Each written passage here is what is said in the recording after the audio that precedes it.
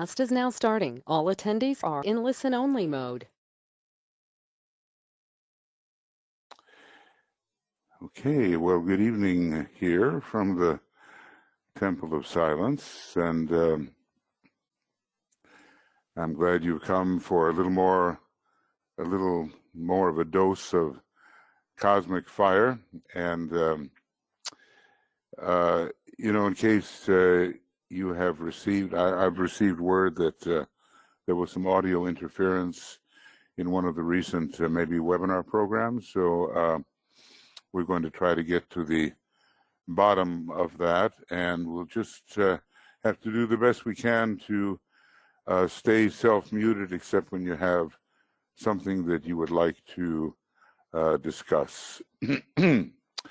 Well, this is a big map here, and it takes us into ranges that are way beyond what our planetary logos can experience. It's really interesting. Our planetary logos is not in any cosmic initiatory condition to experience the cosmic monadic plane. It's just not there yet. It's taken one cosmic initiation, maybe at the time of individualization. And so we all know by the analogy that it's not until the 4th, 5th, or 6th degree for the individual that real monadic impression enters the consciousness in a steady and identifiable way. So if we extrapolate on that, we may find that this map extends very far, and even our solar logos here, this little triangle, the kind of causal body of the solar logos, it too is just a tiny little blip on this particular screen. And inside this green triangle, well, we might, I don't think I have the last word here, but we might look at this as the cluster known as the Pleiades, which is, I think, takes the place of the 1,000-petaled lotus of course, it's not full 1,000 petals, nor will it be with regard to the Pleiades, I think, but it takes the place in the cosmic being that we live and move and have our being within, the so-called one about whom naught may be said. It takes the place of a great head center.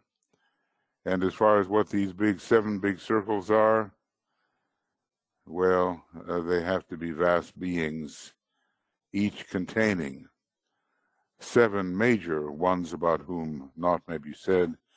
And when we get to the very top, I don't think we're quite at the galactic level yet, but I don't know, maybe at the level of the arm of a galaxy, something like that.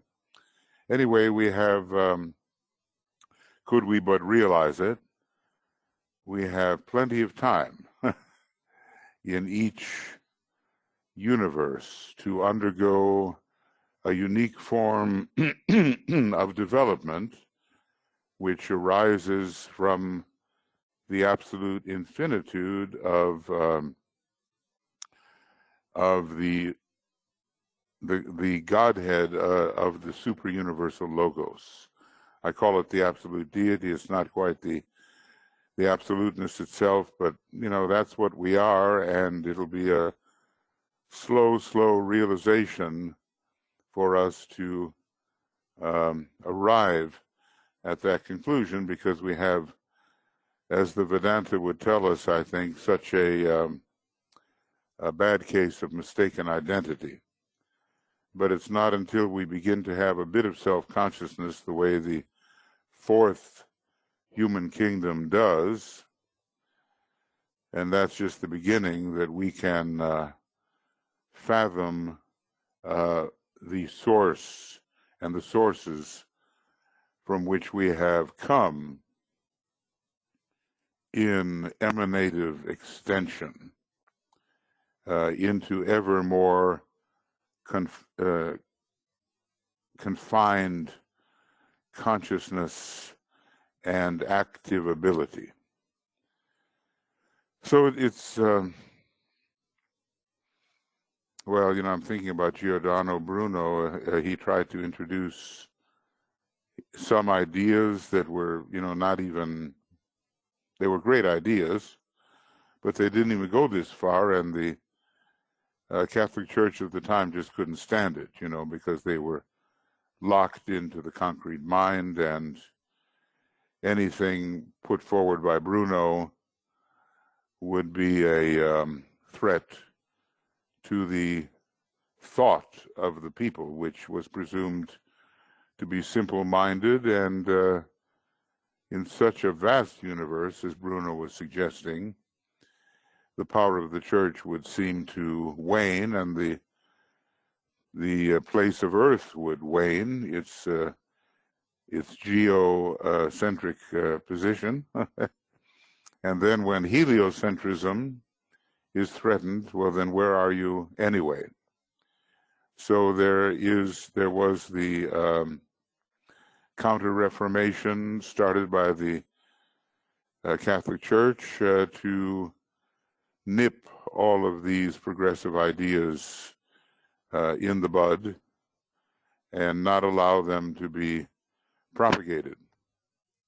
Now, so far, we live in different times, and the Aquarian Age is coming, and the Uranian dispensation is coming, and a much wider point of view is going to be with us, as long as we do not allow the sixth ray in its worst aspects to seize hold and cause a delay, which DK said, well, if it's a delay, it can't be more than 300 years, but, that could be 3 incarnations for people like you and me. So let's just hope that we do open things up, and that by the end of this 21st century, occultism does indeed win the day, and will be considered a legitimate area of research, and not just something fanciful followed by unrealistic people. So, DK has given us, as he says, more than we can ever absorb, and you can only imagine when you look at this map, if each one of those cosmic planes was the size of the sort of light violet representation down here, you'd have quite a big map, wouldn't you? And it would have many subplanes and all kinds of beings in relation to it. I wonder if there's a chart that I can recommend, if I'm correct about where to find it. It would be about page 844 of Cosmic Fire. And we'll just see whether I'm right or not. I'm not going to go on a big hunt, but I can say that with the Alice Bailey CD-ROM, these hunts take a lot less time than they used to. It used to be quite terrible when you lost a reference, Yeah, that's it. Tabulation number 6.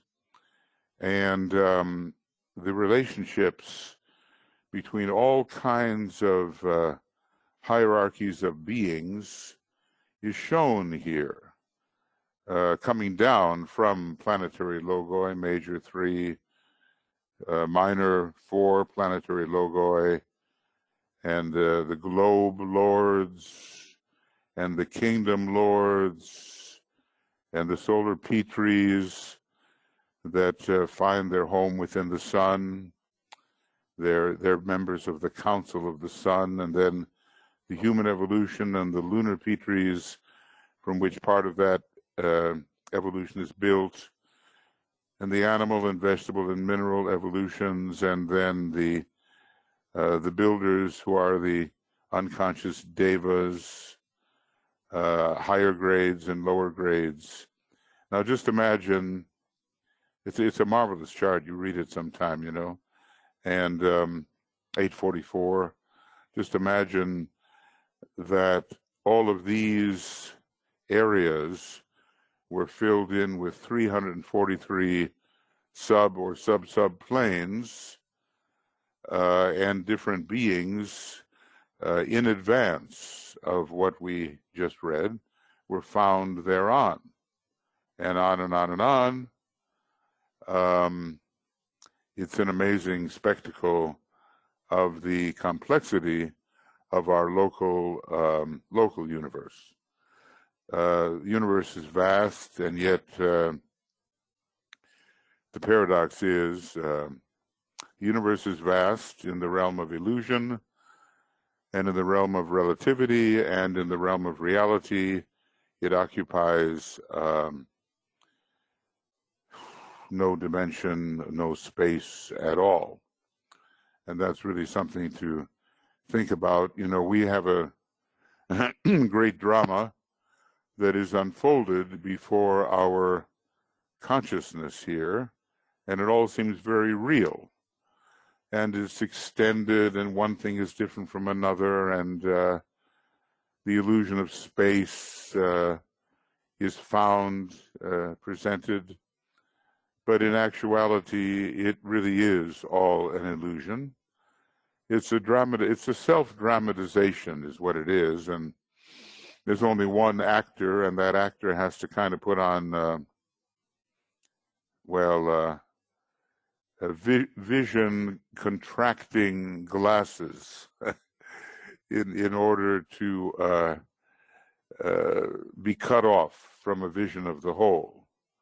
And that seems to be the law that the great super being learns how to see less and less of itself until it can, through the expansion of its sight or the contraction of its sight, it determines the kind of being it becomes in these lower levels of matter. And, you know, it's all one being, really. So all of those things will become more vivid to us as we approach the higher initiations. And meanwhile, we'll have to make do with the hints and flashes that we get, you know. So, you know, just vision, I mean, our telescopes can't even go there yet, but just so envision what you might call the scope of our present universe.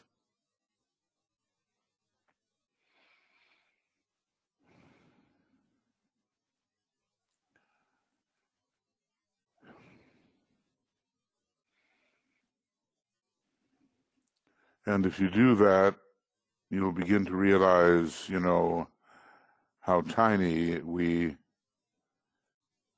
really are.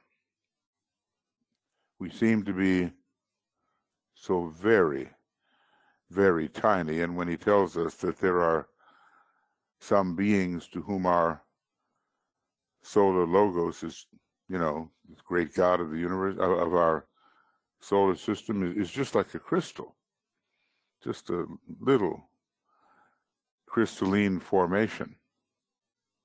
Tells you something about its degree of condensation or hardness, manifestation, you know. It's an amazing universe, and what's beyond it is even more amazing. And DK has just given us a little bit, but it's quite enough for us. And remember that what lies ahead of you, the real you, is omnipresence, so you're everywhere at the same time. You know, they say God is omnipresent, but since you are God, in a sense, there's nothing but God. That's pantheism, you know. It was very popular in Germany in the 19th century, which is a great inheritance from India. The rays are very much the same, 4 and 1 compared to 1 and 4, and Aries ruling the soul. So this pantheistic approach, you are everything. And so you're going to be everywhere, and you're going to know everything that can be known, which is really just your own self-reflection. I'm not talking about us as little beings here. We are that too, apparently. And you're going to be, and really in a sense already are, omnipotent with respect to what can occur within the universe, and maybe any universe as far as that goes.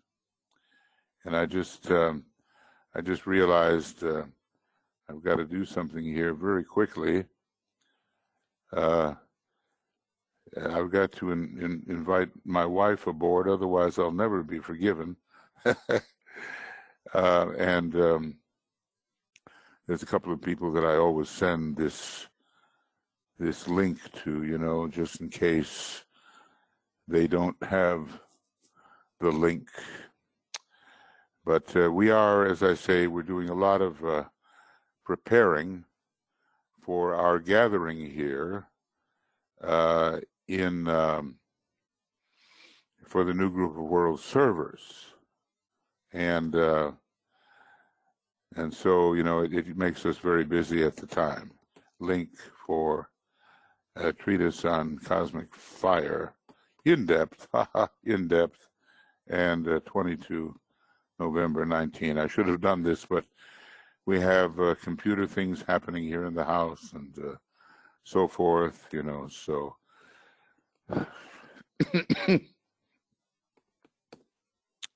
we just have to live with it. Okay. All righty. Michael, I just put that tabulation 6 in the chat box for people. There was a little confusion. Some people thought you were thinking of chart 6, but this is tabulation 6, correct? Yes, you are correct. And it starts out with planetary logos and so forth. Yeah. Mm-hmm.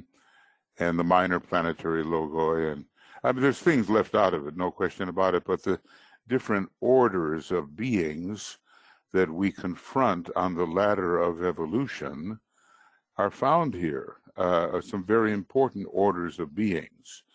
And let's just say that people like ourselves, well, you know, we're quite ignorant. You know, we just have to admit that it is so. We're quite ignorant. Okay, so we just have to somehow learn that we can fill in the blanks as we go along. Now, like Master DK has given us incredible material, but we don't yet appreciate what has been given. And that is the issue. Well, okay. I just want to welcome you. It's nice to see you here. And, you know, it takes quite a bit of bravery. I don't know of what kind, but quite a bit of bravery to confront cosmic fire, which is probably, let's say, his most in-depth initiatory book, although you can really look at the rays and the initiations, and certainly the last 7 rules out of the 14 advanced rules, and you say, well, look, only initiates are going to understand that. So he's given us material that can be studied by people of very high rank, and we'll just, you know, do the best we can with it, of course. And so I'd just like to welcome you, Anna, and Anne, and Annette, and Antonella, and Barbara, and Brennan, and Karsten, Catherine, and Chris, and Dana Marie, Deborah, Diana, Francois, and Frederick, and Heike, Ishtar, and Joan, and Yohi, and Karen, and Kim, and maybe Kim seems to have a question there. If it's a technical matter, maybe you could address it or I'll something. take care of that. Thank you. Yeah. Leslie, hi, and Margot, and Mariana, and Marius, and Martha Gallahue, and Martha Mickelson. Okay. And Mary Bell, and Michael, Natney, and Risto, Roz, and Stephen, and Suzanne, Tia, and Tuya, and I'm going to put her over on the other side there. And Vera, hi, and Ville. And we have to talk to you, Ville, about the meetings here, and I'll try to get back to you on that. And Zenaidi, and Veronica. And over here, try to keep us straight, Michael, Stacy, and Joe, and Tuya's there too, and I'm over there on the other side. Okay. So welcome, and I'm very happy you're here. Now, we have, we're talking about the fundamentals of the secret doctrine so far. The fourth fundamental is emerging. It has something to do with esoteric astrology and esoteric psychology. I have a friend or two who have made a stab at trying to formulate the fourth fundamental of the secret doctrine. And, probably they've done a pretty good job given what can be known at this time. But DK talks about some initiate emerging who will be able to make that fundamental clear,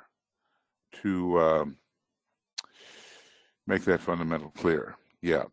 So anyway, we're about ready to look at the second fundamental. Now, what you see in front of you is an augmentation of some commentary that I have on Makara, and I'm just trying to add to it a little bit, and it is based upon all the classes that have been taught in Cosmic Fire, at least that I've been involved in, since 2005. And it was a 5-year process, and of course, just scratching the surface, and it involved the United States and Australia, New Zealand, and it involved Europe, especially in Denmark at this time. But it's just the beginning. So if you want to study any of my own responses to what's being read, Master DK is appearing in black, and I'm making some commentary in blue. And together the whole process makes us black and blue, at least in our consciousness. So, but who knows? Maybe some things will be added as we go along, and I'm not reading everything. It's just too much. If you want to study some of these things, then you can go to Makara, and you can do that. And Joe, is it fairly easy for people to find what they? Yes, I'll put the page reference into the chat box for people. This particular group BL has labeled as the new fellowship, and the previous work is in a couple of other categories, so I'll put those in. Thank you very much. Okay, now, so I think we came up to this point where we were in program number 11, and 4 of those programs have been solo programs. I'll try to stay away from doing the solo programs, but there may be times when we just cannot meet as a group, and something will have to be substituted for it, So now if I were to go back here to page 5, and I just want to repeat the first fundamental as DK states it. Maybe in the Secret Doctrine it's stated a little differently. And this is what we have reviewed so far. There is one boundless. Now think of those words, you know, as we speak them. There is one boundless, immutable principle, one absolute reality which antecedes all manifested conditioned being, and I might say that it also succeeds all manifested conditioned being, because every time a universe disappears, that no thing is still there. And of course, he's encouraging to us here, it is beyond the range and reach of any human thought or expression. So are we barking up the wrong tree here? Well, you know, you have a mind, I have a mind, we have intuition, and we have to use what we have in order for apprehension to improve and greater capacity to understand, to eventuate within our consciousness. So we use what we have, you know, and we realize that, of course, we are not really anywhere near fully apprehending what he's going to talk about here. But it's important to know this. Now, you know, if I was to ask you, why do you think this is important? You know, what would you say?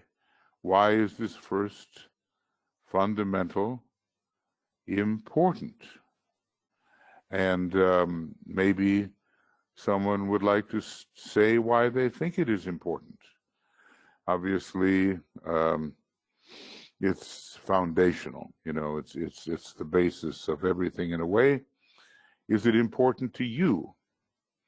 So, you know, this thing is really important to me, I've got to say. You know, when I read this thing, I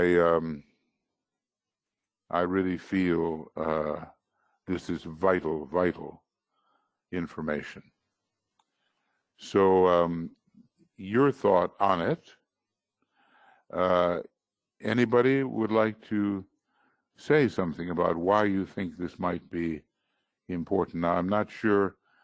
Some people, yeah, they have their question marks, but it's on other things.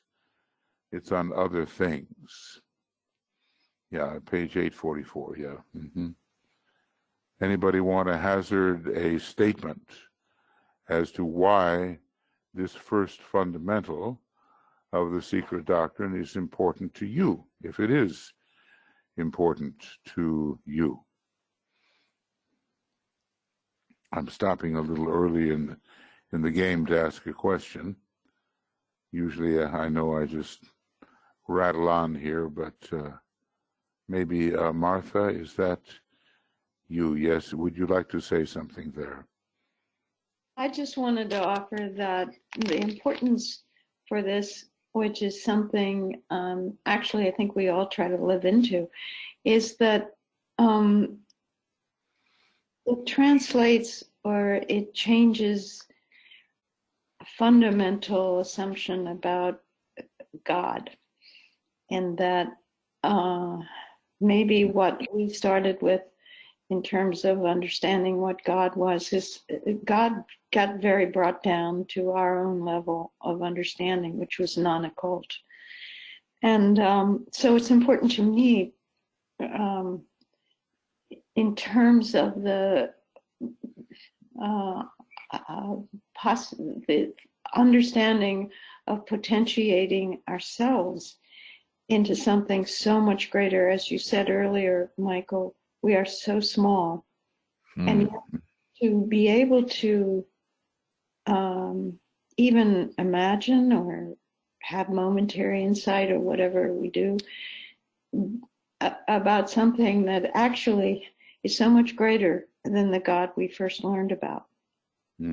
That's why it's important to me. Yeah, I mean, you know, Thank you. Everybody will have their own take on this, if it is important to you, and the potentiation of another sense of identity is really a big one. We are apparently very small in the scheme of things, but when you start looking at some of the deepest wisdom of Brahmanism and Vedanta, and who knows what went on in Atlantis and earlier times, but you begin to realize there's a lot more to us and a lot less to us, both get used to the realm of paradox, than we normally think, because we're very limited by just emerging from some kind of strictly personal consciousness into something that's more. And that something more really hints at, potentials that we hardly suspect in our present state, So when I run into this first fundamental of the secret doctrine, or as DK kind of repeats it here in Cosmic Fire, I say, well, look, this is bedrock, and maybe it's what caused Master Kuthumi to joke that, hey, don't you know, we're all materialists. And when you stop to think about what matter really is as a self-perception. So this thing doesn't change, and it came first, and it will always be, and if there's no bounds any place, if it's pointless, if there's nothing in it, and yet it is the essence of everything, it is without duality, and if it's without duality, you can't talk about movement, and you can't talk about multiplicity, you can't talk about expansion or contraction, you can't talk about space, and it just, kind of blows your mind in a different direction. We're not talking about mind-altering drugs, which, hardly get you off the astral plane and maybe a little bit into the mental plane. This is what I'm talking about here, is the real thing. And as we strain in our triad towards a deeper comprehension, well, something is going to happen to the cells in our brain. And they're going to become much more sensitive and receptive to impression from levels where much more can be known. And we have to be ready to enter the kingdom of souls with its unique type of consciousness, and then on and on into the various kingdoms. Like I say, we're just emerging out of sort of a very limited consciousness, and we're actually just emerging into self-consciousness. It's just some millions of years, and that's like nothing when you look at what is promised for the duration of a solar system according to occultism, something like 311 trillion and 40 billion years. And what is a mere 21 million years when you compare that 21 million to that huge figure of hundreds of trillions. So we have to have humility. We are just now emergent. Now, that doesn't mean that we haven't won the day repeatedly, cyclically, forever. Know what I mean? In other words, look, these universes had no beginning and no end, and any point that you choose in a universe, or any universe you choose, cannot be numbered, because it's always infinitely preceded. So let's just say that the circuit of foreverness has to begin to mean something to us.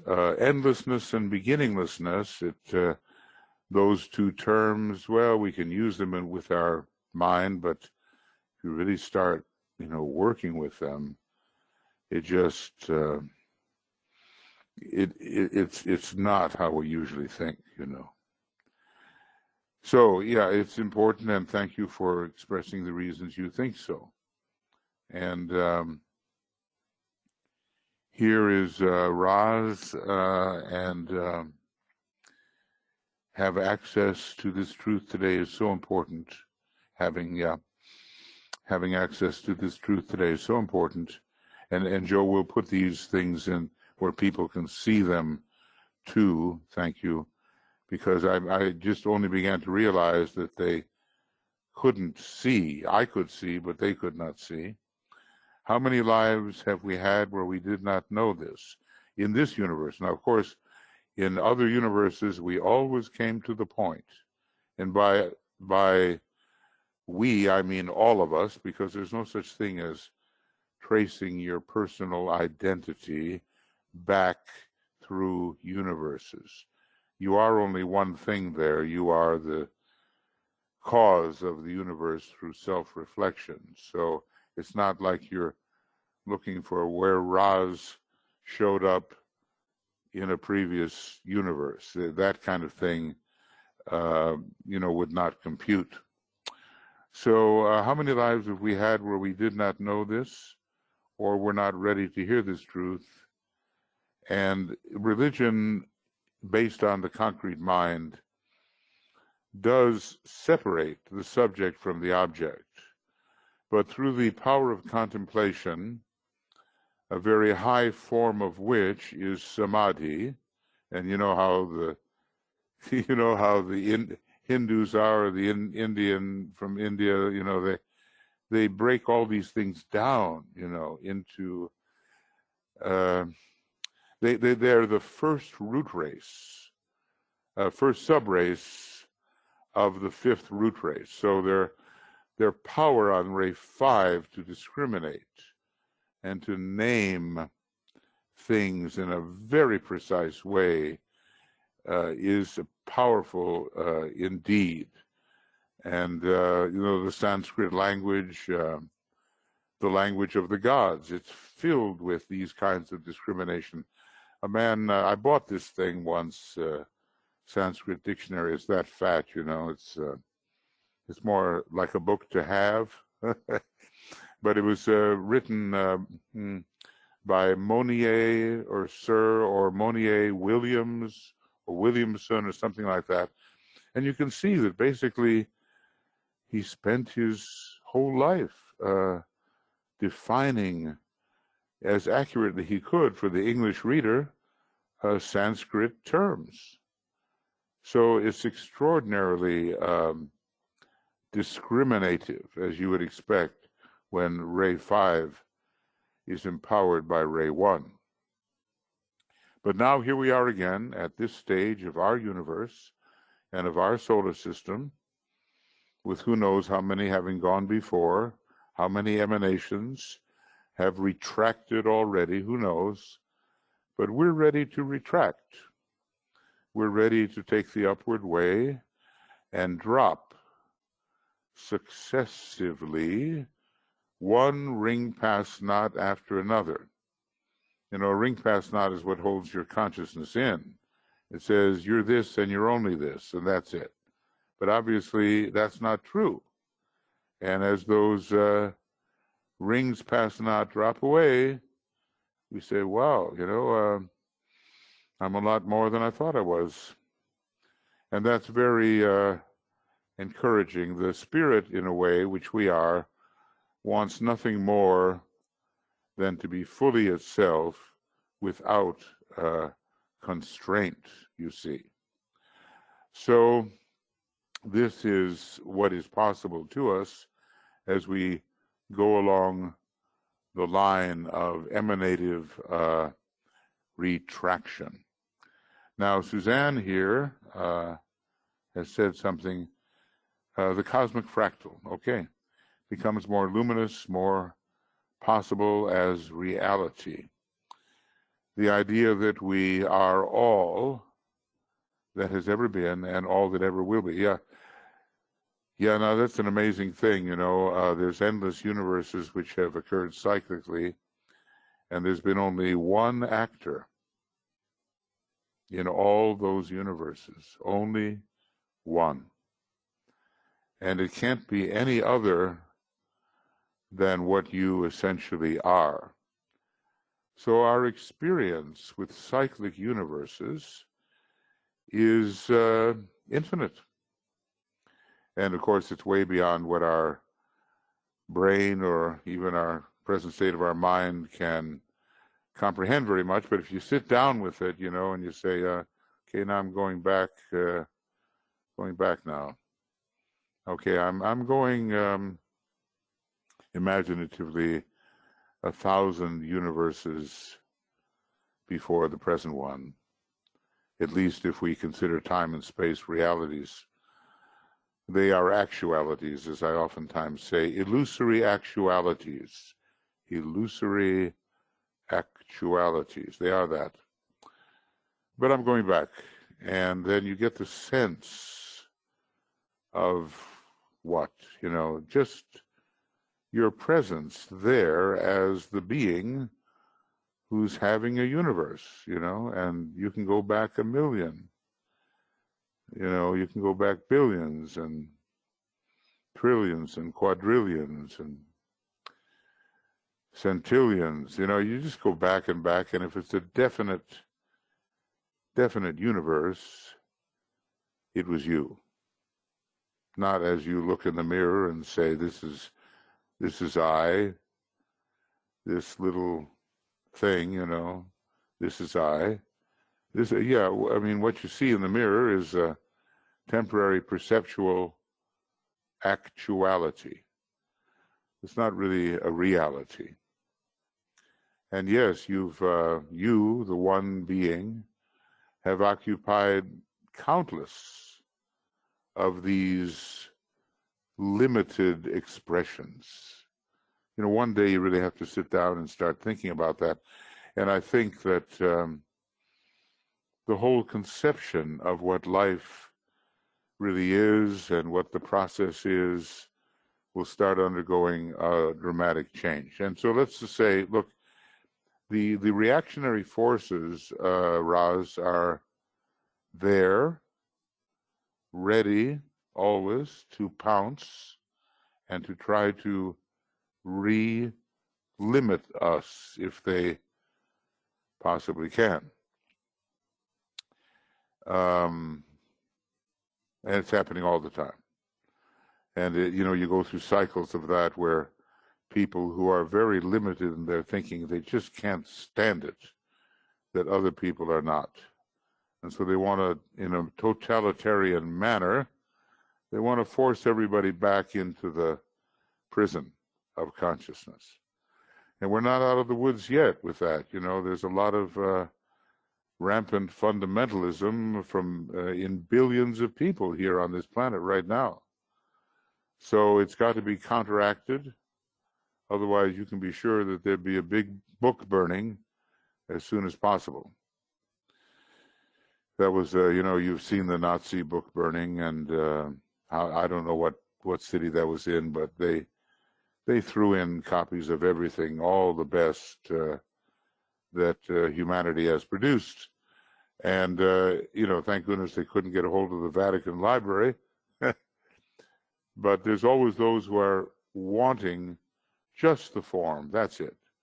And don't mess my consciousness up with these extensions.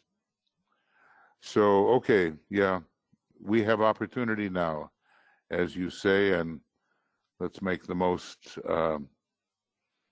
let's make the most of it. Now, here is Ishtar, and so just a recent realization for myself, you say, maybe not for everyone. That's it. You never know. Realizations can be universal, but they can be very individual, which just means it's your antikarana path to one day an identical realization of your vast identity.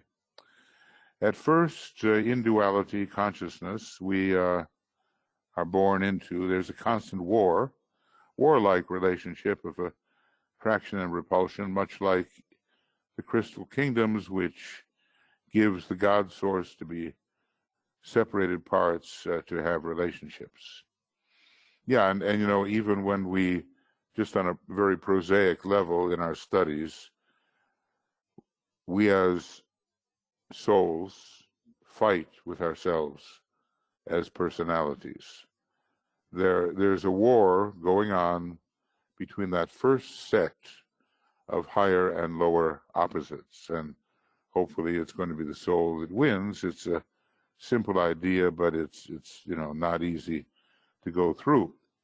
Our consciousness, you say, is an evolution of perception and reflection continually. One reaches the point in the process to realize that darkness, as in evil, and goodness, as in Christ-likeness, I guess, are also illusions of the one source and is part of the one.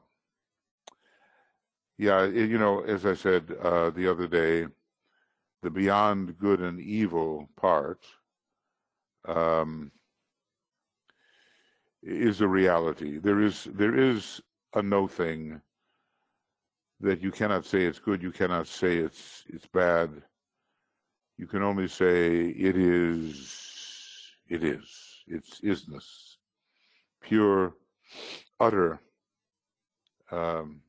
unalterable isness. Then your last sentence here, to accept this in the limited 3D world and practice brings more living detachment. Yes, it has a lot to do with what is the fate of what we think we are.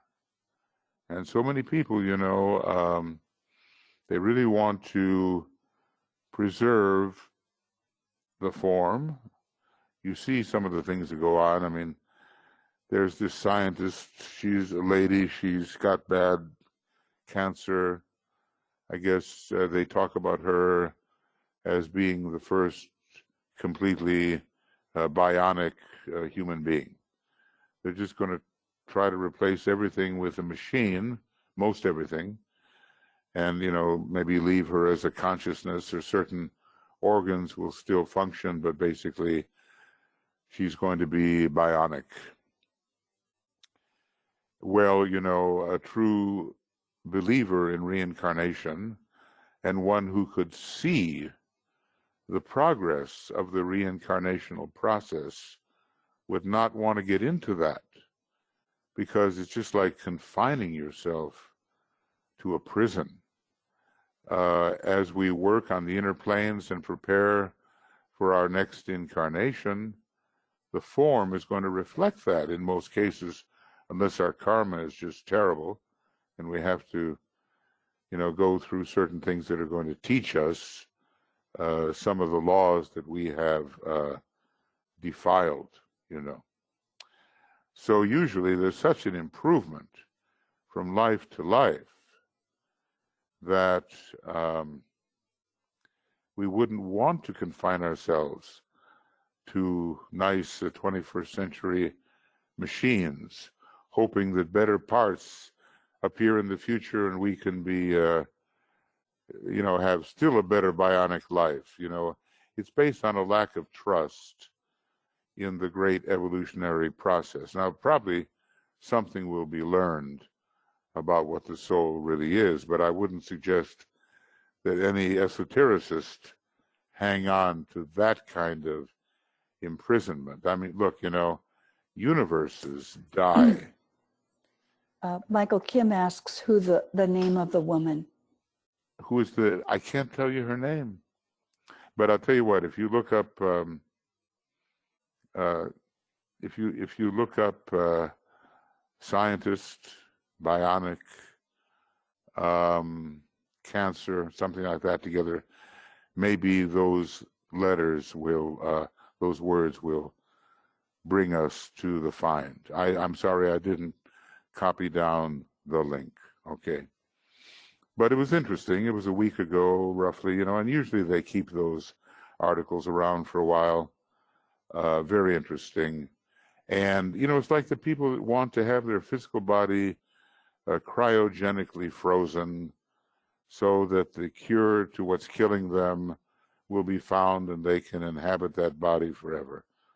And it's like the Christians saying, all right, bury the body, but on the judgment day, everybody's going to rise out of their graves, and they'll probably look a lot better when they rise out of their graves than what they look like underground. And then you can have that body in heaven forever. So you see the illusions under which we suffer. These are really big misinterpretations that the ageless wisdom would help correct. And of course, when you try to correct these things on which, let's say, the Catholic Church and maybe other organizations base their power, you will be fought against, no question about it. So, you have to have a certain amount of bravery to be an occultist, to be a proponent of the ageless wisdom, because there's a lot of groups that would just like to get you out of the way because you're proposing ideas which give power to the relatively powerless and take power away from the deceiving, powerful types. Okay, a little more, loving detachment. Living, whether it's loving or living, Ishtar, it's when you know or you have the experience, wait a second, I'm the immortal inner God. Now that's what Master DK tells us to do. Get the experience of being the immortal inner God. And I suppose by that he means the soul, and the soul will take us into the spirit and so forth. We will become the immortal inner God. Everything will change for us, and we will be detached from the things that we were holding on to for what? For dear life, under the spell of illusion. See, when we study cosmic fire like this, we hope that it will help dispel our illusions. We may study other books of the Tibetan in the hope that it will help dissipate our glamours. But this is mental work to study cosmic fire, and there's no one that's going to study it that is not going to improve in their mentality and the scope of their consciousness. Yes, evil live veil vile, We did those permutations before. And evil, well, look, evil in a way is simply limitation. But this limitation, though evil in the absolute sense, can be good in terms of what is intended at the beginning of a system. So if you ever hold back the progress of the forms of consciousness that are to develop and the kind of the time-space schedule of the particular being we're talking about, whatever that being is, be it a planetary or solar logos, whatever, then you're into evil. And as someone said the other day, the good that should have been outlived. I think a number of us remember that statement, the good that should have been outlived. If you hang on, I told you that horrible story of the lady whose husband died, but she kept him right there beside her on the bed for a month until, I don't know, maybe he was just, finally taken away, But that is an extreme case, and not very good one, because we're told by Master Moria that when the Black Lodge wants to accomplish its nefarious goals, it leaves dead bodies around the place where the evil is concentrated. So they are friends of the forces of decay, not master decay, but of the falling apartness that we call decay. Okay. So I can't, let me see what else here. Suzanne, living backwards of the past. Yes, exactly. And, one day, I mean, how great is the memory of the absolute deity? Well, it's got to be infinite, but we can't worry about that yet until the universe disappears. So about this woman, I wish I could tell you, and I really, let's see, and is she a scientist? She's a scientist also. And I tell you what, I don't dare go on a hunt, but scientist, bionic woman, those kind of keywords, maybe something will come up, because this article kind of made it seem like she was going to be the very first really majorly bionic person. But we have to be so careful about what traps our consciousness, because in the life beyond death, our consciousness is always growing. We don't want to come back to this form and its limitations and have a consciousness that doesn't grow. So, we have to be very careful.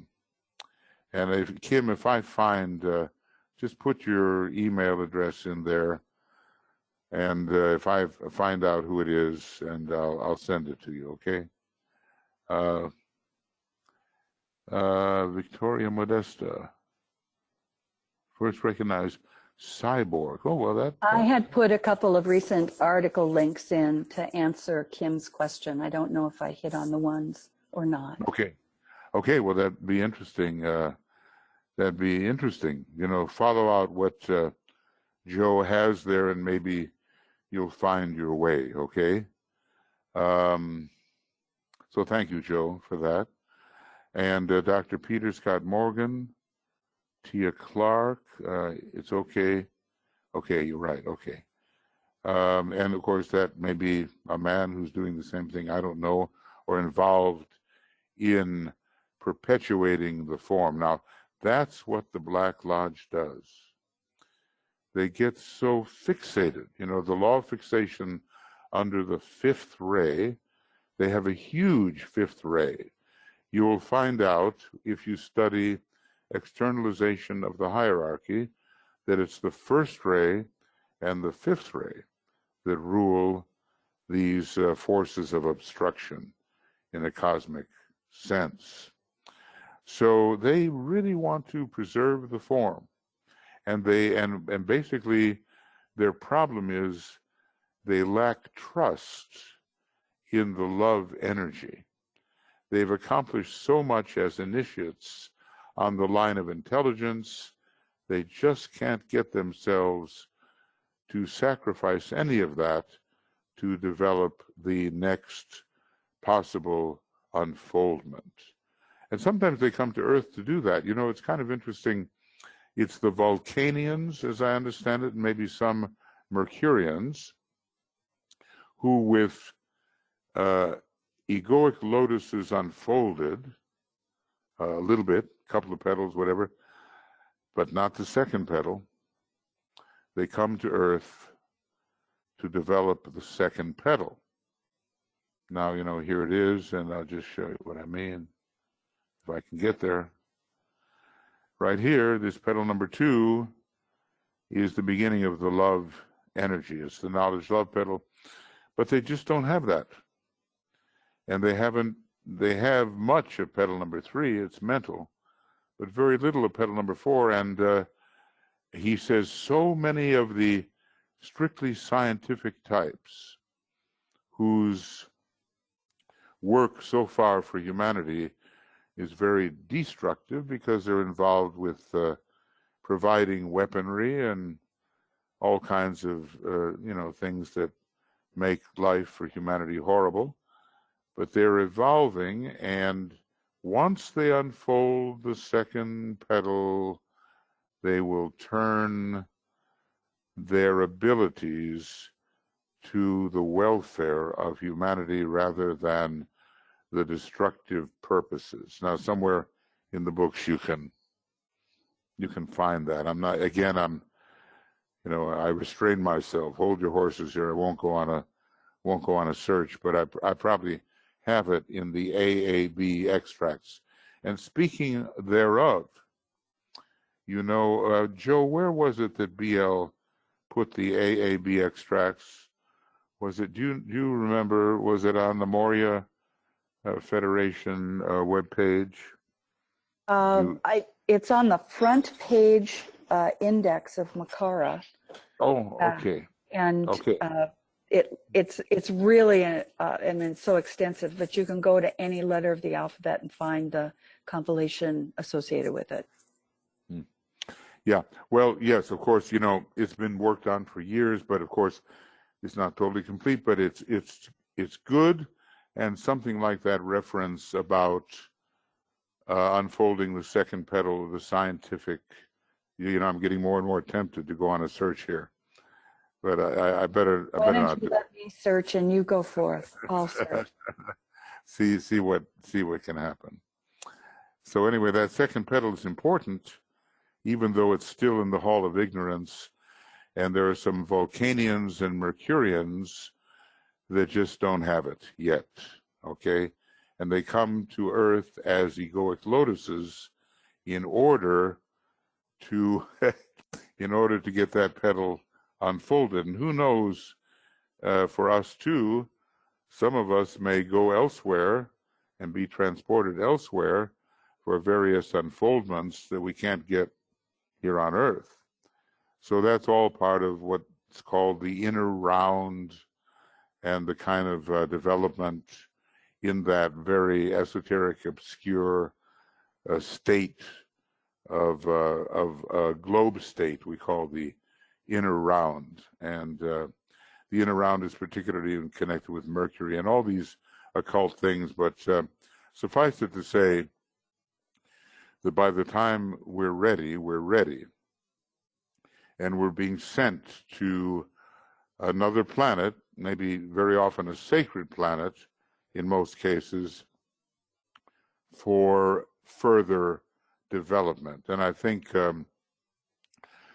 maybe there are many, but Venus and Jupiter are two that I'm very aware of, and maybe Mercury also, being sent there for further development as an egoic lotus, which could benefit from that kind of developmental scheme that they have on their in their planet.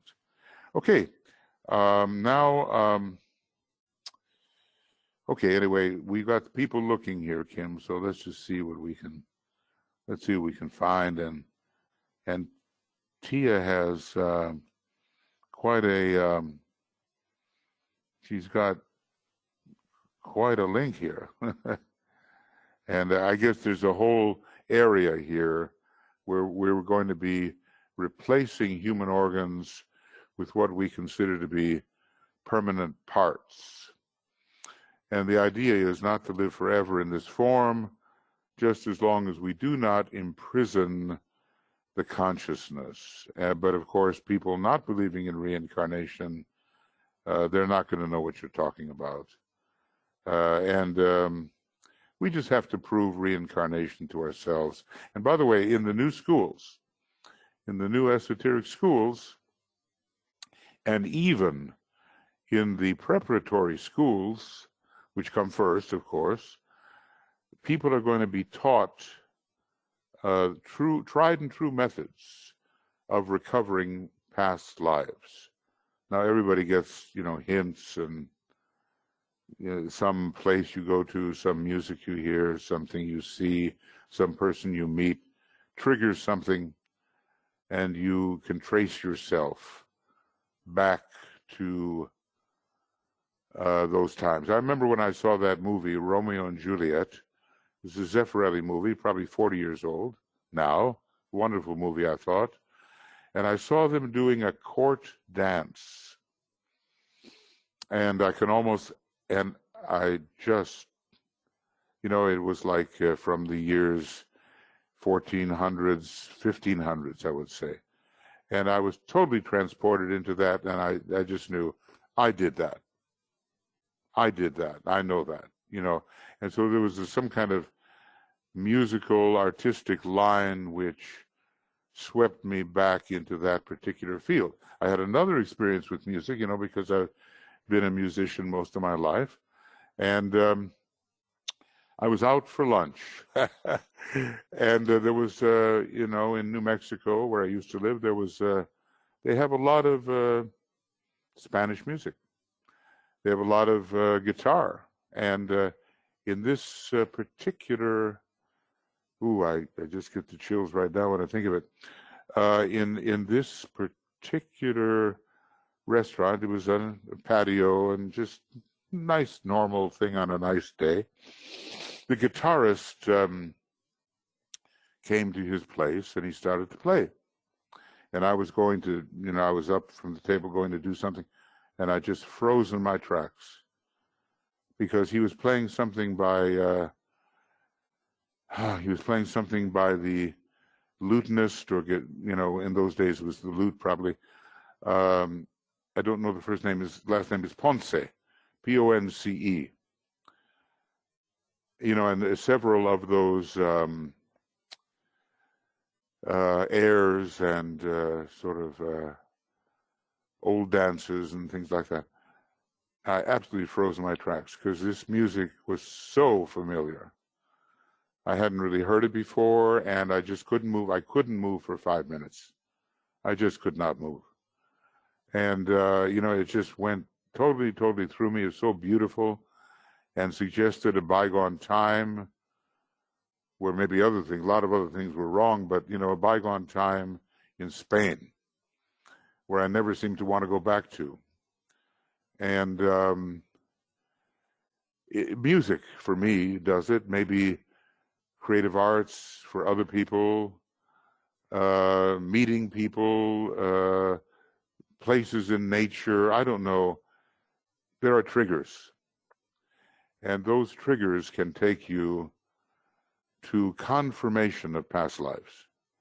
So I just said, okay, this is the lute and this is Spain. And the year when this man was writing was the early 16th century, 1510, 1515, 1505, etc. So one day all those things will be traced out, and we'll know with some degree of certainty where we have been, and maybe we'll know the place from which we know each other. And of course, that's just in this universe and in this solar system. Life is a huge and amazing thing, as my wife is always reminding me when I'm down in the dumps. And for me, music is the key. And you have to find your own open sesame. Some people look at their shoes. Some people in the imagination, they see what they're wearing and it works for them. But anyway, the real methods of past life representation will be taught in the new esoteric schools. And in the Moria Federation, since Master Moria is the head of all esoteric schools and organizations, we just try to prepare ourselves and others for the day when that will come, probably in a future life, maybe the next one, where we'll be able to serve the hierarchy by being educated through the true new esoteric schools, and then carry on in the Aquarian age with methods of service which really lift people up. Okay, now, I realize that if I go so far as to ask questions, I may be in trouble because it can go on a long time. But I just want to turn here, and then you wonder, well, like my son told me, I think we'll be done in 23 years at this rate, and he calculated it out.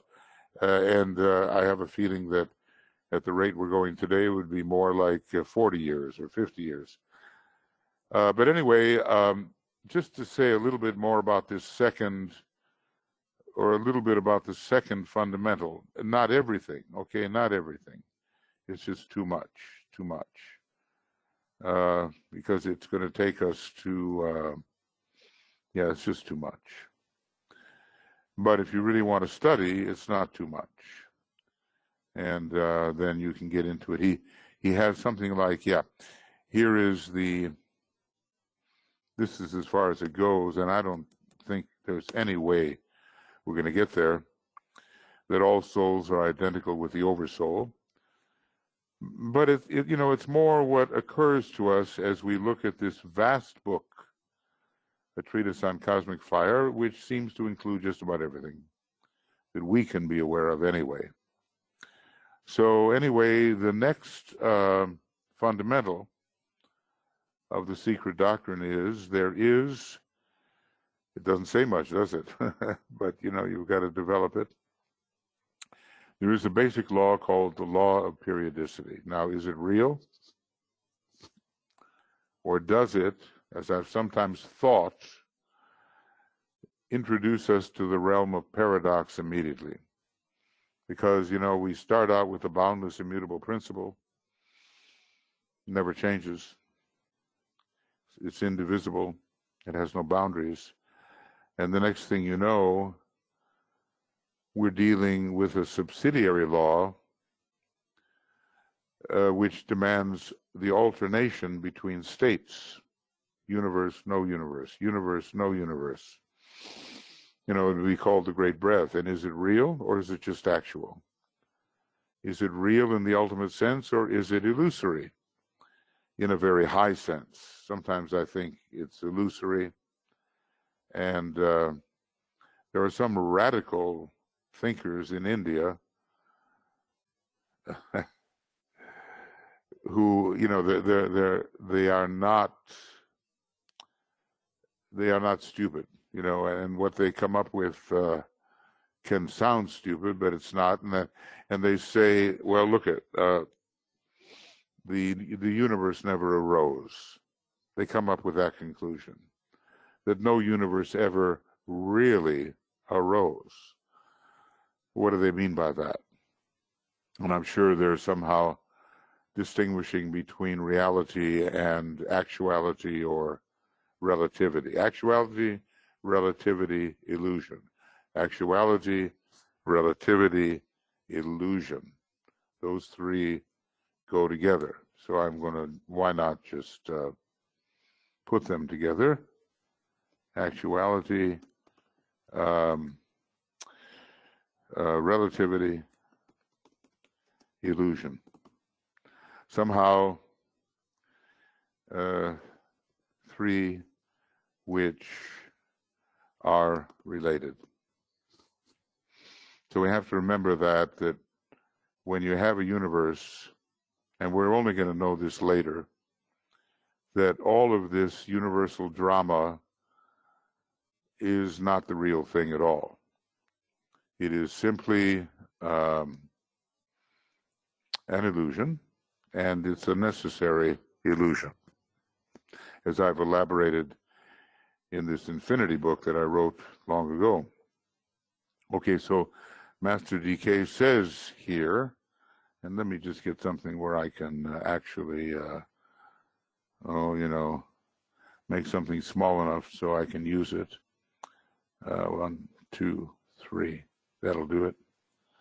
And this will do it. And that'll do it. And then, okay. This law governs all manifestation. whether it is the manifestation of a solar logos through the medium of a solar system, or the manifestation of a human being through the medium of a form. This law controls likewise all the kingdoms in nature. But you can see that right now DK is talking about what goes on inside a universe. But the law of periodicity also applies to whether or not there will be a universe or not. Now, who knows the span between objectifications of a universe and who's doing the looking anyway? There is a kind of question of appearance, disappearance, appearance, disappearance, forever. But who's seeing and who's not seeing? And you might say that this law of periodicity operates like this too: infinite, finite, infinite, finite, infinite, finite forever, without the infinite ever disappearing. So that's that's a big question. I've often referred to the candle that lights many candles. If a primary candle lights two others, and those two others somehow light three, and those three light seven, and the seven light 12, and I don't know where we'd go with that, but suffice it to say, every number is a God.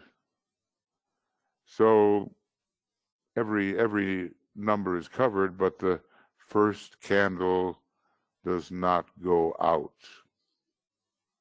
It's not like when you light the two, you blow out the one, because that flame sustains everything. And so that's my analogy, in a way, for the fact that the boundless immutable principle remains that forever, without diminution or any change, etc. And we might say that the absolute infinity, which arose from the boundless immutable principle, and which is the nature of the absolute deity, we might say that that lasts forever too. It's the second lighting of the candles. But when it comes to universes, my sense is that the flame is lit, and the flame goes out, and the flame is lit, and the flame goes out, and this forever. So you kind of ask yourself, well, how long have I been doing this? And the only answer really is forever. And then you have to sit down with that and see what that does to your mind. So anyway, whether we're taking incarnations, we disappear from the physical plane and from even the astral and mental plane, and go to the higher mind, and then back into the personality and the physical plane, and out again, in again, out again, like a sine wave, but always going higher and higher. Or whether it's a planet appearing and disappearing. How many incarnations has our planetary logos had? I tend to say 5 at this time, because the solar logos is having its 5th incarnation. Not its second, it's having its second major incarnation. And, there are beings beyond that, and how many incarnations are they having under the law of periodicity?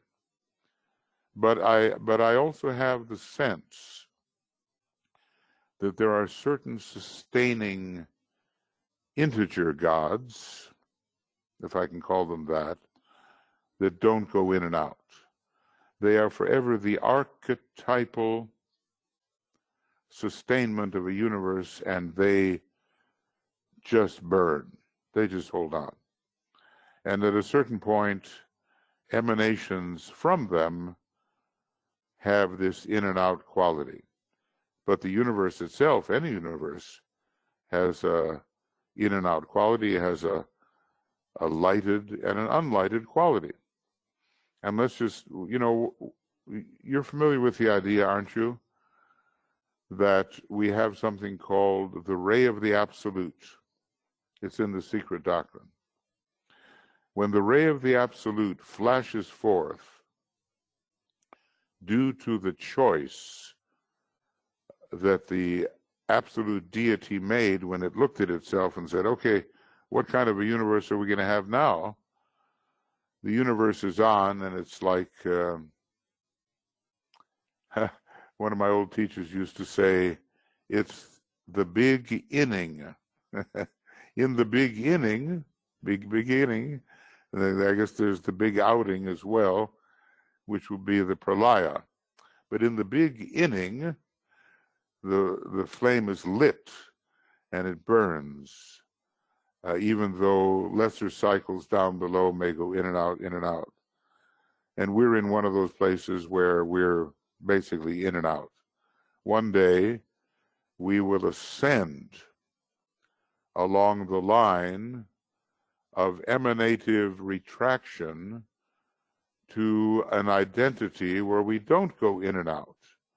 And let's just say that the main candle stays lit, and when we are retracted into the area of the main candle, if I can use that kind of analogous language, we just stay lit until something comes along and blows us out, which is called universal pralaya, and then we enter a different flame. I'm trying to use picturesque language here in the hope that what might otherwise look rather illogical will have a little bit of sensed meaning, okay? So it's really hard for me to say too much here. I don't, in a way, I kind of want to have you read these things by yourself and not have me take too much time. The thing that I do notice is this word contradictory, that sometimes I think that the first fundamental of the secret doctrine, which is all about immovability and boundlessness and sameness and otherness and indivisibility and all that, is contradicted by the second fundamental of the secret doctrine. And that's where, we enter the realm of paradox. And let's just say that the illusory relative world seems to contradict the world of absoluteness, which is above and beyond any possible universe, just to use those words, above and beyond, because they mean something to us. So, we don't have any movement as far as I can see. I know sometimes Blavatsky says something different, but I just have to hold out for the idea that if there is no division, there is no movement. Because division allows you the realm of number. And when you're up there in absoluteness, what kind of words are these? There's just no division because it's boundless. You can't say, well, it's boundless out there, but inside there's a division. No, you've immediately made a 2 or a 3 or whatever. This is the utter sameness, and there's just no division. And yet somehow, I couldn't even say how. In the realm of illusion, relativity, whatever those words were I was using before, division appears, and you get an absolutely articulated absolute infinity. Not only do you get sameness, but you get the utter infinitude. So these are the big philosophical thoughts behind all this stuff. And maybe our minds are not totally ready for them yet. You just have to forgive yourself. I try to forgive myself. I say, hey, my mind's just not, I just can't contain it. But eventually, it will become possible to contain more and more. Now, there's, I think, some interesting things being said here under the second fundamental. So I've talked about the contradiction. Okay. And the appearance and disappearance of things. And when some of our discussions came up in different groups,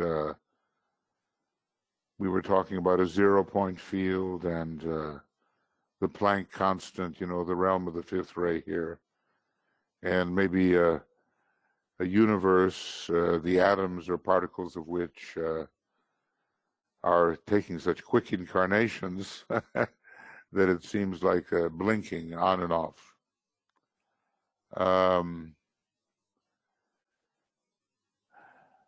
It is theorized that the energy of the 0-point field, which esotericists might call etheric, are so enormous that 1 cubic centimeter has more energy than the matter of the entire universe. Well, this is a fifth ray speculation, and obviously we had in one of those classes a fifth ray person who could bring this forward. And the idea arose too that matter is a void within infinitely dense objectivity. That's quite a statement. But the whole idea that what we consider solid may be a vacuity, and what we consider a vacuity may be utterly infinitely solid. How long, someone asked a question, how long does it take for a photon to travel from one edge of the universe to the other? I'm not sure. And here's some other things. Maybe I got this from Wikipedia. I don't know. The energy density of the 0-point field is 10 to the 94th ergs per cubic centimeter. It's a huge amount. And then we get into the Michelson-Morley experiment. I remember belonging to a club when I was 10 years old. Or was I 12? And you had to answer the questions about the Michelson-Morley experiment in order to get in. It was really a different kind of club. And so I'm not going to get into this too much. If you want to research it, you can.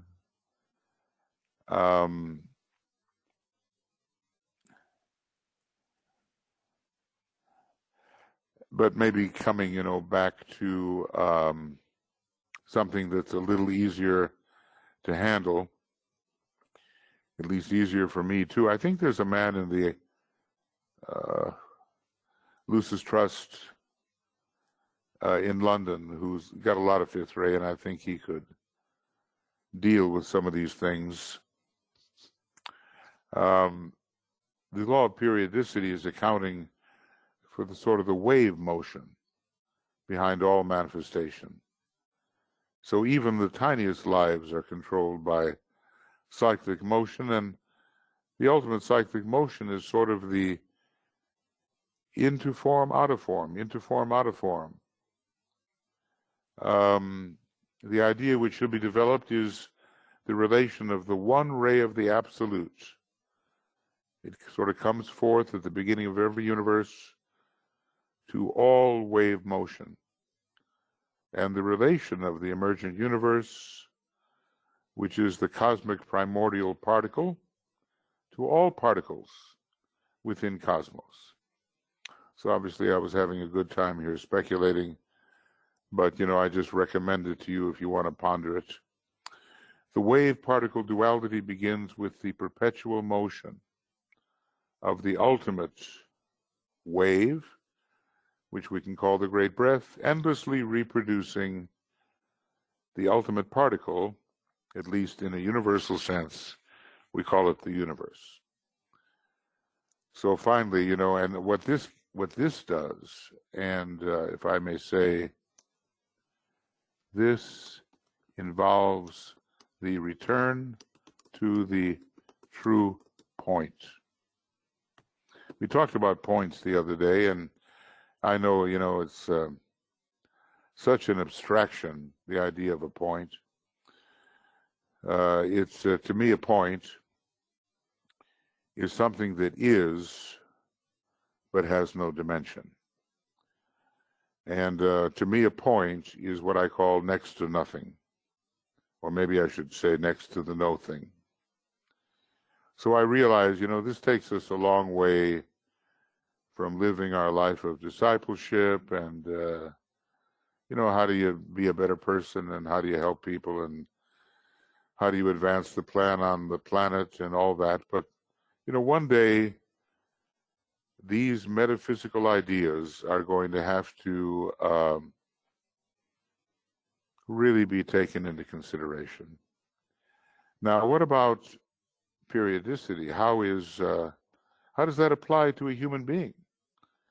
Coming right down to earth, well, the cyclic impulses of the soul, I'm alive in form, I'm not alive in form, in, out, the day and night rhythms, the yearly cycle, revolution, all the bodily rhythms, are part of this law of periodicity, the rhythm of the heart, the rhythm of the breath, the digestive rhythms, the meridian rhythms, the highs and lows we go through, the pulsations of the etheric web, as we see in a treatise on white magic.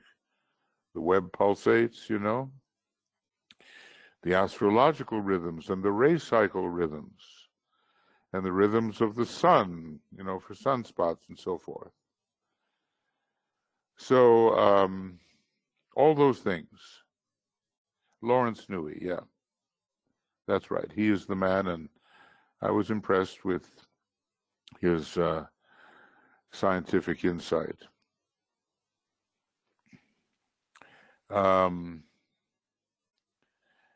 Right, where we focus. Okay, well, we're going to take a look in a minute. So in relation to the law of periodicity, breath per se is intimately related. It's the closest thing we have in our little microcosmic system to the great breath. And if we learn how to use the breath correctly in the meditative cycle, we're going to find ourselves in the world of the soul and then descending back into the world of the personality. We're going to find ourselves, as Alice Bailey suggests, able to meditate as the soul meditates. We'll find ourselves as the soul. We'll be identifying as the soul, and then not. So metaphysically, a breath is, an idea here, an extension and retraction of presence and of being. Where are you present? To what are you present? And you're present to, in a way, whatever you focus upon. And if you focus on the personality, there you are. And if you focus upon the soul, well, there you are. And that the breaths organize too. They vitalize and they carry the archetype downward. Maybe there's a little bit more. Well, let's see. maybe I ought not, because I want you to have a chance to do, to be thinking about some things and asking about some things. These are other universal laws. By the way, there was an arcane school course of study that was called Occult Law. I guess it was based a lot on cosmic fire. They don't offer it anymore. Maybe there's another place where they incorporate that material. But, when you work in headquarters like I did for 5 years, you run into all these old papers, And I ran into those ancient, unused lesson sets, which basically were entitled Occult Law. So, I thought they were good. And I think there's 10 different points that are being made here. And if I can find them, here, 7 points. And we'll get into them the next time. We're not going to get into the stanzas of Xian yet. Maybe the very first stanza, yes, but not all the others, because basically what I did is I thought, since Cosmic Fire is based upon the stanzas of Xian, we might do better reading what DK had to say in ordinary English, and then our interpretive power of these stanzas would be better. So in the videos that I made later, maybe some 30, 33 videos, I dealt with this stuff based upon everything we had read. Now, there are 13 stanzas of Xian here listed, and we have to compare them with the stanzas of Xian which are given in the Secret Doctrine. There's no question, friends, that we have been given enough to chew on, esoterically speaking. We're not going to go away. We're not going to go away hungry in terms of the food for thought which has been offered to us. So this is Ariel, and I'm going to try to make this a little bit bigger. And next time we'll get into it. So basically we've been discussing the law of periodicity, okay? And if we can bring under the seventh ray coming in, some of you are lucky, you have a lot of nice seventh ray, okay? We can bring our life into order, and through that orderliness, the hierarchy being the society of organized and illumined minds, then we're going to do much better with our spiritual progress. So we'll get later into these other laws, law of economy, law of attraction and repulsion, and the law of synthesis. So this is 22. Sorry. And this is number 11. Whoops, sorry. And this is, I don't know why I said group webinar 6. Oh, and continuous webinar, it really should be 11. Should be 11. My numbering, Joe, is a little messed up, so maybe later you can give me a hand with that. We'll try to figure that out. I'll look it up right now. Okay. So this should be 12, and the group webinar coming up should be 8. And on the 29th, for some of you it'll be late on Thanksgiving Day in the United States. That's when we intend to meet again, and trying to get a broad understanding of the great process that we are passing through. And we're going slowly because I did a lot of commentary, and the members of the classes offered quite a number of things that in discussion I felt should be part of what we took a look at. So I'm not even sure. We're right before the 7 systemic laws. Yeah, Joe. This is program 11 and group program 7. Okay. Well, then. Yeah. Okay. Good. Thank you. And then coming up will be one thing further, 12 and group program 8. Okay. Good. And I hesitate to ask what page we're on, because it's looking like it's going to take longer. I'm laughing. We're on the same page, are we? Okay. Let's see, that's page 5. And we're on page, oh goodness, we're just on page 6. That's it. Now that's about the right, that's the pace. That's the pace. Yeah, that's the pace, but you have to live to be 150 to really appreciate it. And then who knows what he's going to write next, We'll not only have to absorb this, but everything else as well. All right, friends. Now, so I want to offer you the chance before we have to call it a day or a night or whatever, to say anything, ask anything,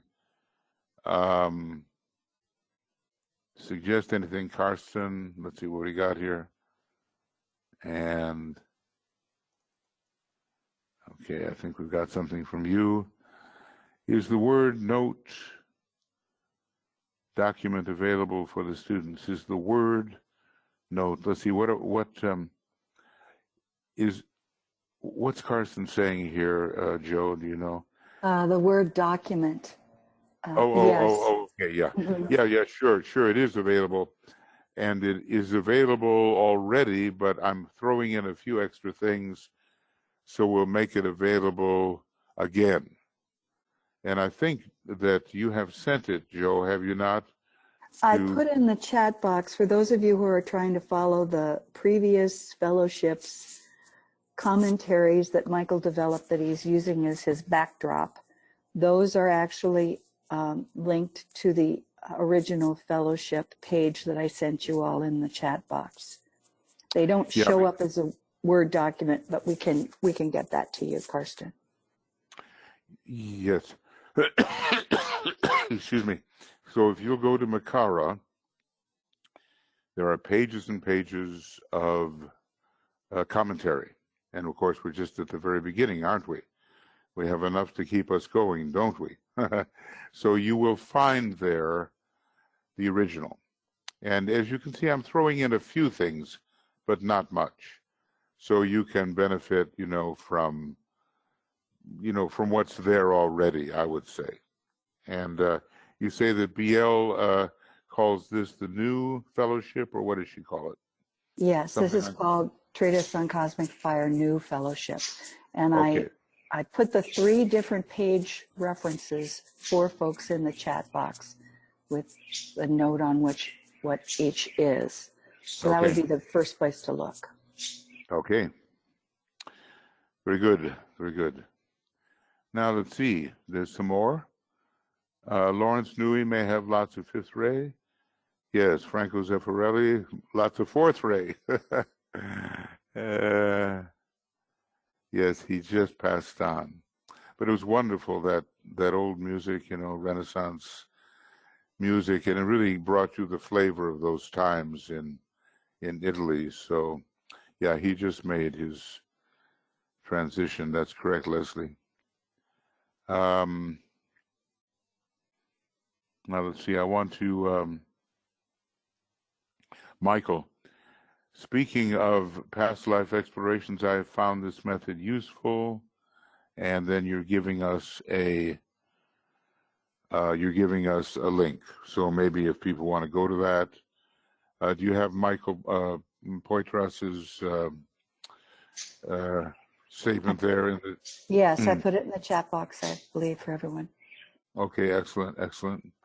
Thank you, Michael. We'll see what we can do if there's time. Alice Bailey was pretty funny about that. She says if most of us could see where we really were, which probably isn't Julius Caesar or Cleopatra, we'd have a lot less interest in our past lives than we seem to manifest at the present time.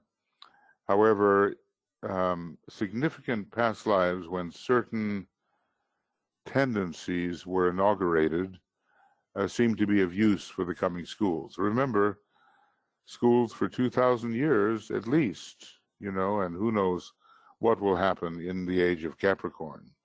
So we're just building the foundation now, getting ready, you might say. So, if you want to take a look at this, Joe will have it in the chat box.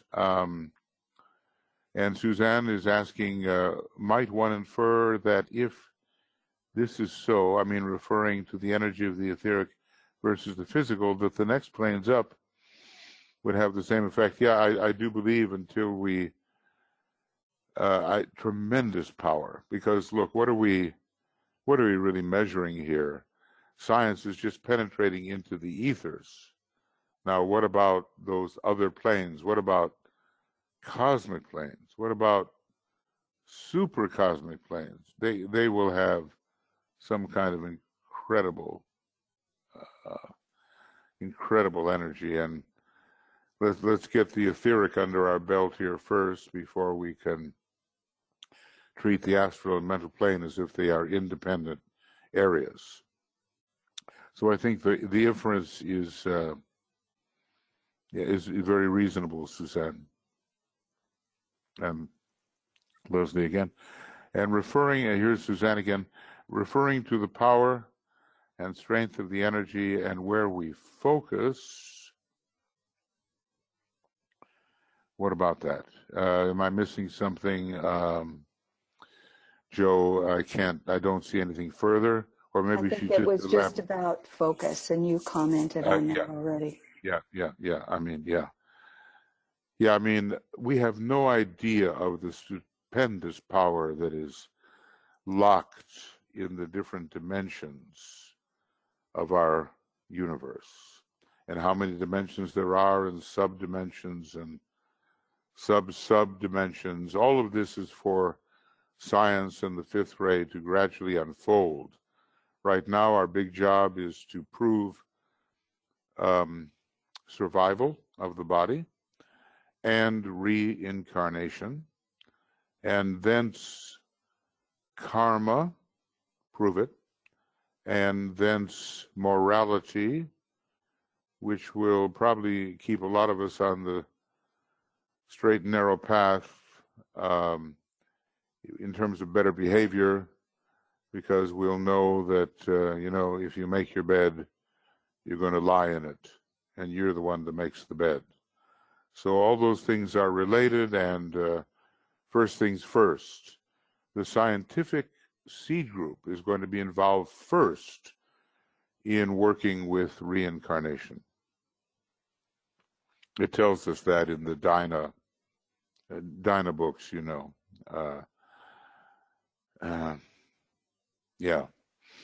in discipleship somewhere, and also I think in esoteric psychology number 2, where it talks about service. Okay, so and Karsten will make as much available to you as we can, and of course, like I say, most everything is on Makara even right now. And because I just add very little when I'm talking about these things, maybe a few things, but not much at all.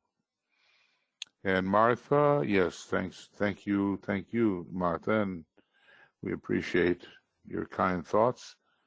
And here's Suzanne saying, thanks and blessings of love and light and power to all, and no worries, time is an illusion.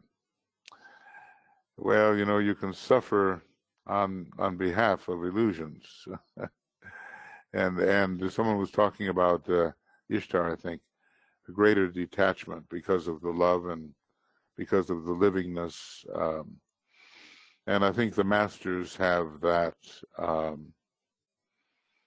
They have that down pretty well, although DK talks about the exquisite agony that they passed through during the Second World War, wondering what humanity would finally do. Because, you know, it's against the law to keep on saving humanity against its own choices. So exquisite agony. You know, he says, you think of us in our safe retreats and we don't have anything to worry about, but watching you is an exquisite agony. So let's just try to relieve them a little bit because we make the right choices. And thanks, Mary Bell. You say you love this presentation, and yeah, there's a lot of deep understanding here to assimilate. And look, let's just face it, we're at the very beginning of it, the very beginning. Even though it's beyond what we often think about in terms of occultism, it's just the ABCs, and everything blends in with everything else. And from any place in this universe, you can get to any other place, and it's all interrelated. And finally, it's all one thing. As it says in the divine Pymander or Pimander, however you pronounce that, the only one thing. And out of all that comes the apparent diversity, and the apparent diversity on the way back fades away into unity and finally into oneness itself. So it should give us a lot of confidence. It should give us the sense of immortality and ineradicability, and it should lift us out of our identification with the form. I sometimes talk to people, you know, who aren't much into this, and I say, look, my body could fall on the floor right now, totally dead, and I'd still be standing here looking at you. You know, so, and I've had that experience, you know. The funny thing was, I once had an experience, maybe, you know, recapitulatory, where I'm asleep on the couch, and suddenly I'm walking away from my body, and I'm just walking through the house, and I go into the bathroom and I look in the mirror, there's nothing there. You know, I guess it somehow, it just didn't quite focus yet. But I know, and many of us do know, about the divisibility of the inner psyche from the outer form. And that's an important thing to know. Because when you start to have that experience, you say, well, okay, look, there's something to this here. And when you start to move around on the astral plane a little bit, it may be old Atlantean stuff, but it's a refresher course in your some of the aspects of your inner identity. So we'll be discovering what we need to know, and we'll have confidence, and through that confidence we'll be able to convey confidence to others, which I think is very important in the teaching process.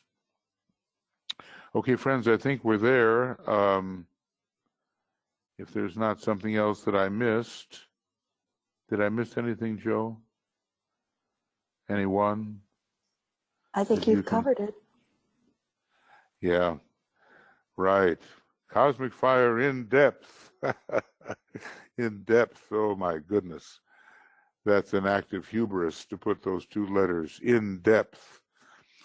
Well, but maybe we will succeed in some of our studies to raise out of what is written still other books which are implied.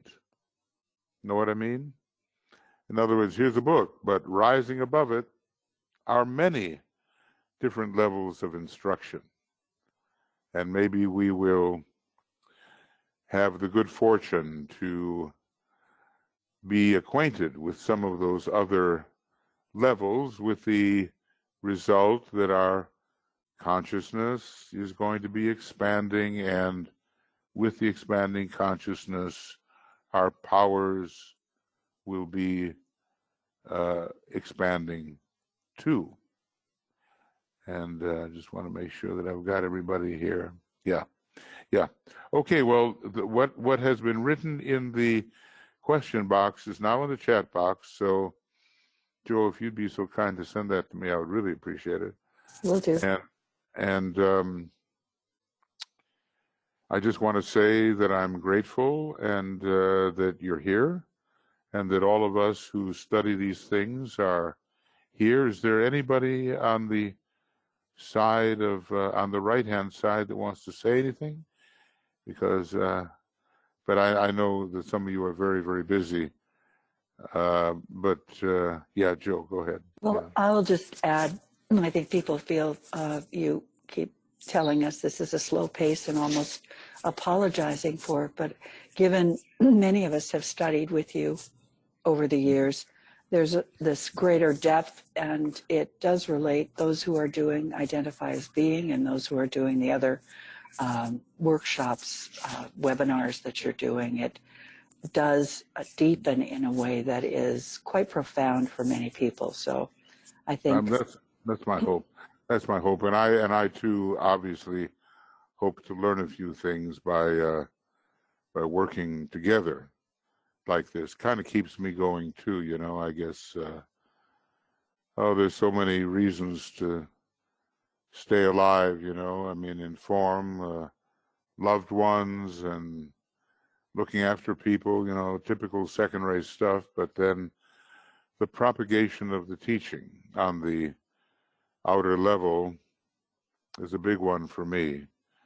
So I just hope to just kind of keep going with this, because there's so much we can learn together and improve the quality of our consciousness, and then obviously improve our next incarnation and the kind of material that we're going to be working through. Okay, friends. Hi, Michael. So, Michael, Yes. hi. Deeper into Cosmic Fire, when he starts describing the laws of synthesis, attraction, and economy, Yes. Those are all listed under the laws of thought. Right. Your thesis recently has been a lot about occult law. Yes. I believe. Yes. Laws of thought, and and that's going to be in the book itself, right? Absolutely. Later in the book. Yes. Well, let's hope that we do get there. Look, the whole thing is a giant thought form. Even some of the great scientists have begun to say that. And there was a British scientist, Sir James Jeans, I think he was, if that's the way you pronounce his last name. It's spelled Jeans, Jeans. And he says, when you start looking, you know, at the universe, it doesn't look so much like a mechanism anymore. It begins to look like a giant thought, he says. And, you know, there's a lot of freedom somewhere. And to me, the original freedom that antedates anything we do is coming from the actor, the divine actor, who is the absolute deity, who has completely free choice in the constituents of a coming universe. I would say in a way that the absoluteness functions under the law of its being. It just is what it is forever. But there is activity and articulation. I use that word like in staccato in music. Boop, boop, boop, boop, boop. The notes are separated, you know. So before the great absolute deity, there is free choice. And, someday we'll have to discuss the relationship of ignorance to free choice. Because in a way, the more ignorance you have, I know it sounds bizarre, but the more you seem to have freedom of choice. Well, I don't, yeah, go ahead, Michael. Yeah, and there is a law of freedom, which is especially operative with those higher existences. And yet, within that law of freedom, there are certain restrictions. Yes, this law of freedom, as it applies, you're the expert here because you really studied this now, but as it is applied to us in our solar system, it's a Syrian law. And there are 3 planets that we're familiar with called the synthesizing planets, and they represent 3 laws coming from Sirius. So the law of freedom is Uranian. And the fact that Sirius is the brilliant star of sensitivity and is a cosmic Christ of a kind is Neptunian. And the intermediary law of karma is Saturnian.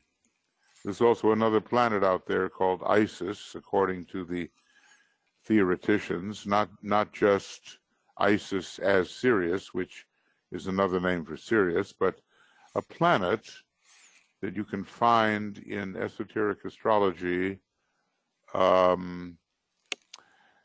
and it is an intermediary between Sirius and the 3 synthesizing planets. So some of these laws are embodied in what the planets normally do. And as far as the law of synthesis goes, well, it's a cosmic law, attraction, economy. You can probably find a way to relate those to our highest planets as well. So astrology has an interface here. Maybe, Michael, it might be really good to make your thesis available to people. And Once I complete it, absolutely. yeah.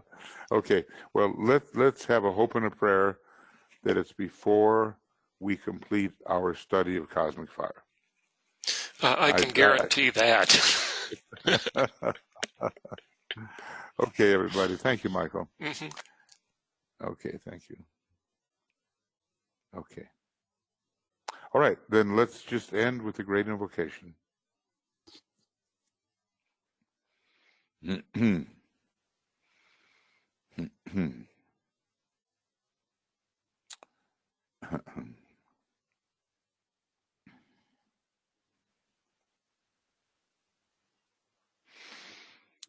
From the point of light within the mind of God, let light stream forth into the minds of men. Let light descend on earth.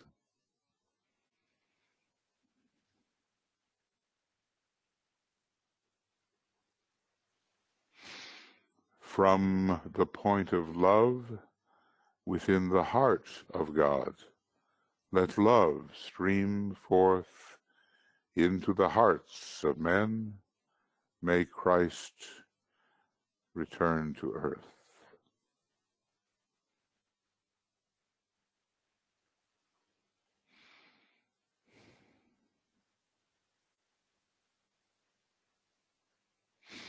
From the center where the will of God is known, let purpose guide the little wills of men, the purpose which the masters know and serve.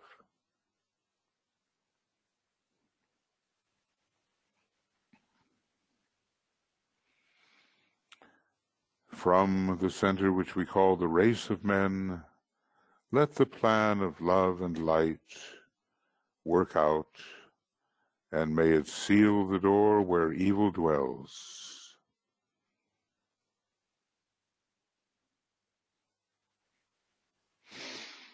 Let light and love and power restore the plan on earth.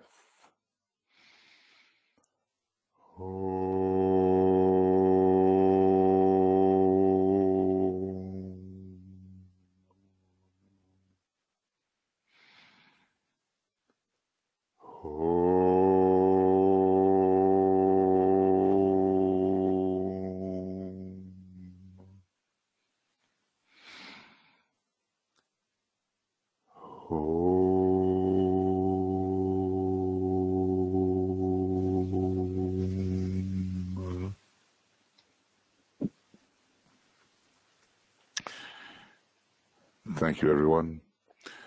Many blessings, lots of love from the whole team. Joe, BL, Michael, Olivia, Tui, and myself, and others contributing, of course.